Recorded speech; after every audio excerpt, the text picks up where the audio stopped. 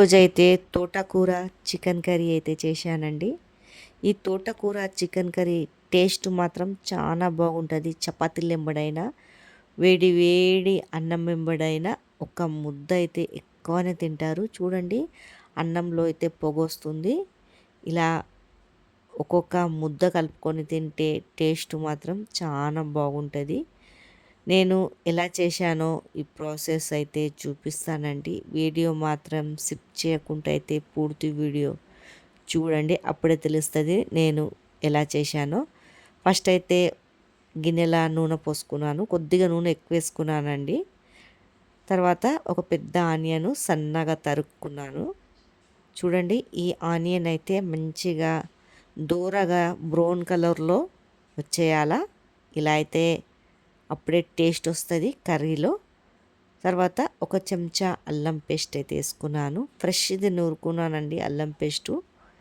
ఈ అల్లం పేస్టు పచ్చి వాసన పోయే వరకు మంచిగా ఏంపేసినాక తర్వాత ఒక చెంచాడు పసుపు, మనకు టేస్ట్కి సరిపోయేంత కారము వేసుకున్నాను.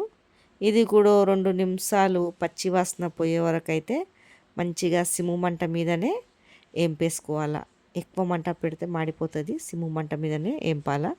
తర్వాత చికెన్ అయితే పక్కకి కడిగి పెట్టుకున్నానండి. దీంట్లో అయితే వేసేస్తున్నాను. నేను ఒక 1/2 కిలో చికెన్ అయితే తీసుకున్నాను. ఈ చికెన్ అయితే మంచిగా మసాలాలన్నీ పట్టేలాగా అయితే చూడండి ఈ విధంగా అయితే ఒక 2 నిమిషాలు బాగా ఏంపాల. అప్పుడు అనేది దాంట్లో కారం అంతా మంచిగా పడుతుంది. ఇలా అంతా ఏంపుకుంటే 2 నిమిషాలు అయితే ఏంపేస్తున్నాను ఇలా. తర్వాత టేస్ట్కి సరిపోయేంత సాల్ట్ వేసుకున్నాను. చూడండి సాల్ట్ వేసేసుకున్నాక కూడా 2 నిమిషాల వరకు అయితే మంచిగా ఫ్రై చేయాలండి. పచ్చివాసన అంతా వెళ్ళిపోతుంది ఫ్రై చేస్తే. ఈ విధంగా అయితే మంచిగా ఫ్రై చేసుకోవాలా. కొద్దిగా సిమ్ము మంట మీదనే ప్రాసెస్ అనేది చేయాలా. తర్వాత ఈ తోటకూర మంచిగా వాష్ చేసుకొని సన్నగా అయితే తరుక్కున్నాను. ఈ తోటకూర వేసేస్తున్నానండి దీంట్లో. ఇలా చికెన్లో వేసి చేసుకుంటే హెల్దీ కూడా ఇష్టంగా అయితే తింటారు పెద్దోళ్ళైనా పిల్లలైనా. చపాతీలు ఎంబడైనా కూడా చాలా బాగుంటుంది ఈ తోటకూర. ఇలా చికెన్ తోటకూర చేసుకుంటే 2 రోజులు నిలువైనా ఈ కర్రీ అయితే ఉంటుందండి. గట్టిగా నీళ్ళు లేకుండా ఇలా చేసుకుంటే. ఇదంతా మంచిగా కలిపేసుకుంటున్నానండి మొత్తము. ఈ విధంగా అయితే మొత్తము కలిపేసుకుంటే ఈ తోటకూరల నుంచే కొద్దిగా నీళ్ళు ఫామ్ అవుతుంది. ఏం నీళ్ళైతే ఏ మాత్రం అయితే పొయ్యొద్దు. తర్వాత ఒక 2 నిమిషాలకైతే మూత పెట్టేస్తున్నానండి. కొద్దిగా మంట తగ్గించి తర్వాత మూత తీసేశాక చూడండి ఈ విధంగా అయితే నీళ్ళు ఫామ్ అవుతుంది దీంట్లో. ఇదంతా మంచిగా అయితే కలుపుకోవాలా.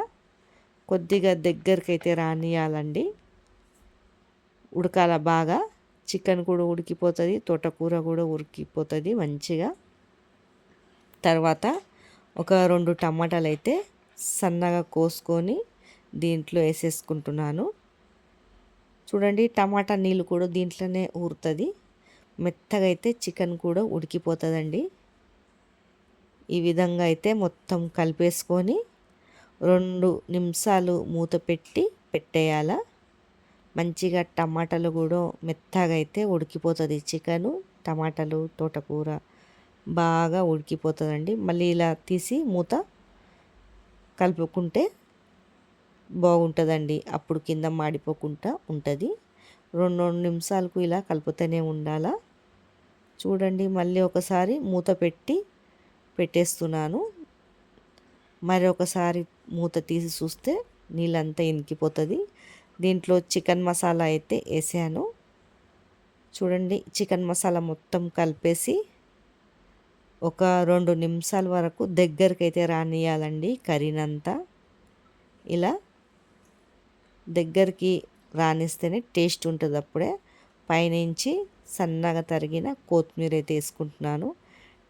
చాలా టేస్టీగా ఉంటుంది తోటకూర చికెన్ కర్రీ. మీకు నచ్చినట్లయితే కామెంట్ చేయండి, లైక్ సబ్స్క్రైబ్ చేసి షేర్ అయితే చేయండి.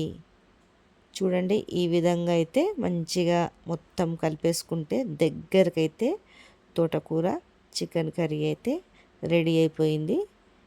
చూడండి ఈ విధంగా మీకు నచ్చినట్లయితే కామెంట్ అయితే చెయ్యండి.